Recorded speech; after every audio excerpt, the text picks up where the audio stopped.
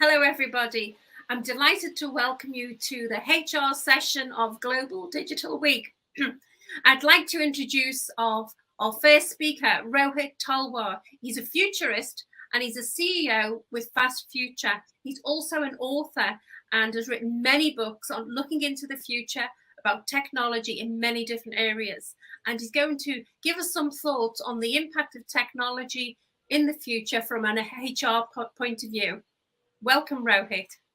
Well, firstly, thank you, Christina and Guillermo, for inviting me to be part of this very important week, getting people to embrace global digital on a global stage. So let's jump straight in. I want to talk a little bit about what we see coming on the horizon. And I'm going to be drawing a lot from this new book that we've just published, where we have over 30 authors from around the world sharing their ideas about what might shape the future. And I'm going to focus a little bit on the elements that are most important when we think about this from an HR perspective. So what we see is that with Futurists, we help clients around the world to really embrace that future. And we've published a number of books that you can see here. And what we see is the challenge now is getting the whole organization to think about how do we behave with a futurist mindset? And for leaders, how do we really lead from the future? How do we develop that capacity to understand what might be coming and to lead from the outside in, looking at what competitors are doing, looking at what might be coming in the next 2, 3, 4 years, and using that to then start internal conversations that drive new decisions, that drive new opportunities. So the HR challenge there is about creating the space in people's heads to think about the future, to let go of past assumptions so we can develop that futurist mindset. And what we know is that really a good futurist mindset has us thinking about 3 different time horizons. So what do we need to do this year to make sure we're in good order? What might be coming in the next couple of years that requires us to change fundamentally in our business? And then what might be coming in the longer term that could reinvent our sector and give us whole new ideas about what our business is about our business models, about who we work with. And the more understanding we have of that longer term future, the more able we are in the nearer term to start developing our agility, our mindset, our capacity to experiment, and really creating that HR culture that is about leading and developing for the future. And I think if we look at what's coming, what we realize is we're in a decade of big dreams. Within this decade, we could have artificial intelligence that's as smart as humans, people talking about colonizing planets, building underwater cities, having autonomous vehicles on our roads, having monitoring devices on our body that literally warn an ambulance 30 minutes before we have a heart attack that we're reaching that, so that the ambulance arrives before we're stressed out. So in that decade, what kind of things we need to focus on? Well, the first is HR, we really need to be building into the culture this focus on sustainability and getting to net zero emissions, net zero waste, net zero energy use. And because the talent coming in demands that. They want their organizations to be for good, to be making a positive difference. And so we need to be looking at how that's being designed into all our processes, all our roles, all our HR relationships, whether we're asking those questions the whole time about each business unit and what are we doing to drive sustainability in our area of activity. We also know that we're in a world where trust is being challenged. We need to find ways of developing trust, building trust. That means the environment for our organization, both internally, is superbly trusted, but also our brand in the marketplace is trusted. And if we're in financial services, people trust us with their money.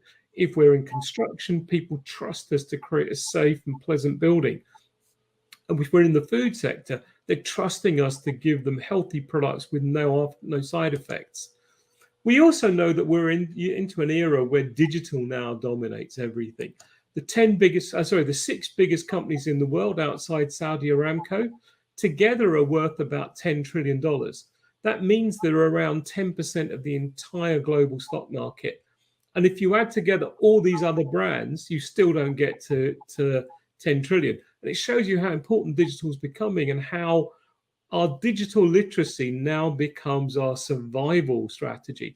That if we're not literate, if we're not developing deep digital dexterity, And we're not getting to the point where we have real digital expertise in every employee, then we know we're holding ourselves back. And so that challenge is about getting people to understand both how the world is changing and the role of digital within that, so that they can see why change is needed, so that they can acquire new skills, whether to use inside the organization or in roles they might take if they leave. We also know that the crypto economy is going to become an increasing part of this, whether it's because we're accepting cryptocurrencies, as many businesses are, or our suppliers are asking to be paid in crypto, or more importantly, our employees are now asking to be paid in crypto. They're wanting that as their mechanism of reward because of the potential capital appreciation, and that they much rather do business in that way. And we're seeing with the rise of metaverses, an entire economy happening in the virtual world where crypto is the main currency. So we need to get our heads around this, understand what it is, understand the risks, understand how we can use it, and understand how to enhance the citizen experience, whether they're a customer or an employee using crypto. The final piece we need to think about is then, as HR, what role can we play in making sure the organization is future proofed? And the first is to really see our role not just as administering HR processes and making sure we have the right contracts, making sure people are getting the right allocation of training, they're reporting all the right things, managers are doing appraisals. That's all great stuff. But really, our prime role into the future should be ensuring that the organization is creating exceptional experiences for our talent.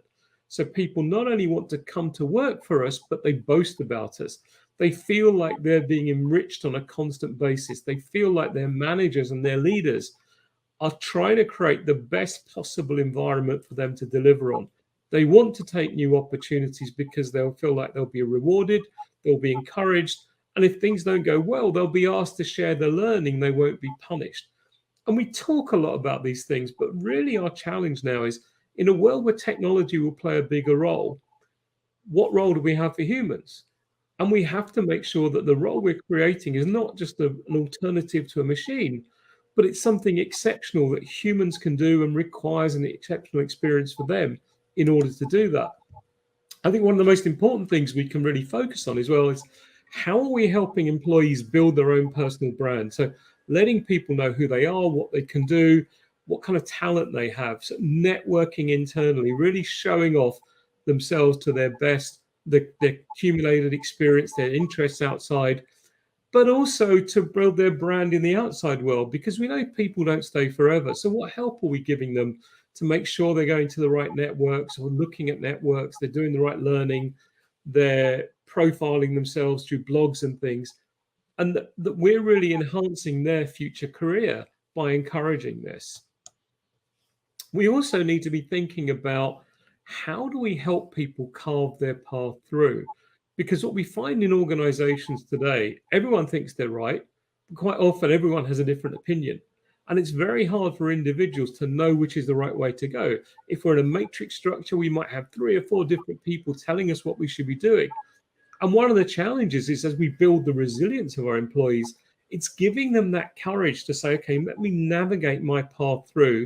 Let me explain myself to each of the people who want something from me, to explain why I'm doing what I'm doing, how I've made the choices I've made, and what outcomes I'm trying to deliver. Another critical challenge, I think, for HR is to make sure that we're getting the organization to remove complexity wherever we can. We're taking out the reports, the meetings, the activities that add no value, so we can free up time and headspace for people to get involved in change.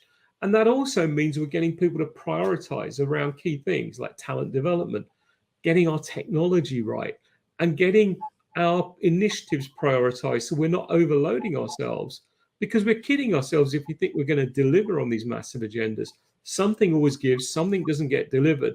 So it's better to focus on a vital few and get them delivered, and then the next, rather than trying to do everything.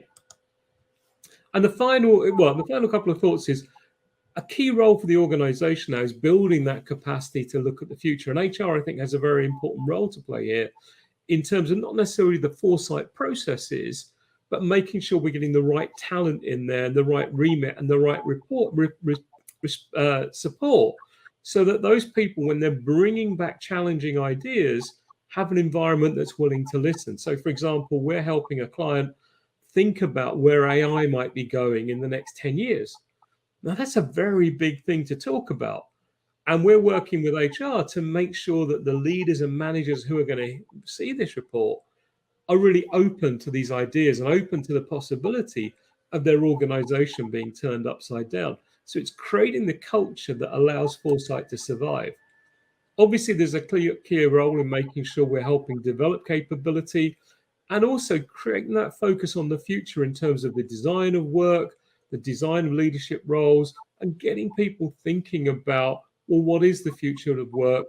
What are the only possible futures of work, and how do we prepare for that? That also means really getting that deep digital literacy that we talked about.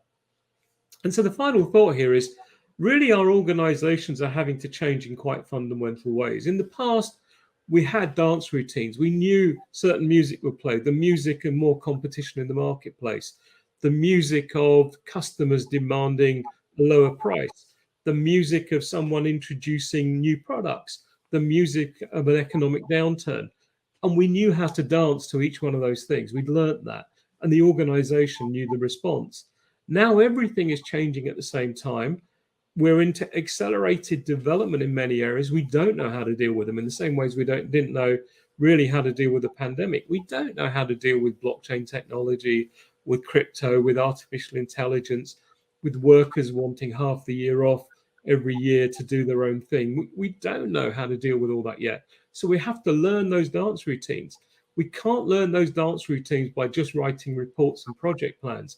We have to get onto the dance floor. We have to try things. We have to kick our dance partners. We have to tread on people's feet. We have to make mistakes, look ugly for a while before we look cute and before people want to dance with us. So I think that's, for me, is the key here, is learning how to dance to the new music.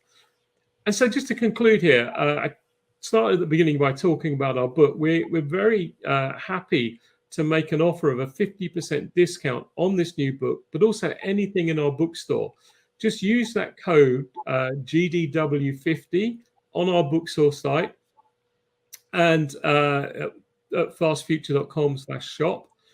And there you can also get a free copy of our newsletter, which is normally $149 for a subscription. So hopefully there's some added value there for you to keep learning from as you step further into the future. Thank you very much. Thank you, Rohit. That was absolutely brilliant. Thank you also for the offer for Global Digital Week. Global Digital Week 50, GDW50. That's brilliant, because I was fascinated. I actually loved the beginning when you said about we have to be conscious for the near future, 1 year, 3 years, the future. You gave us a framework of what we should be looking at and thinking about. But there's a lot of content in there, a lot of advice. So I think if people get the book, then they can slowly go through it and absorb it and take it in. And you're always available to talk about it. And I know also that you put webinars and conferences on. We've worked together many times. So I know that this is where you are. You are a futurist. You're always looking into the future. So I really appreciate you kicking off this agenda with such a fantastic presentation. Thank you, Rohit. My pleasure. Thank you for having me.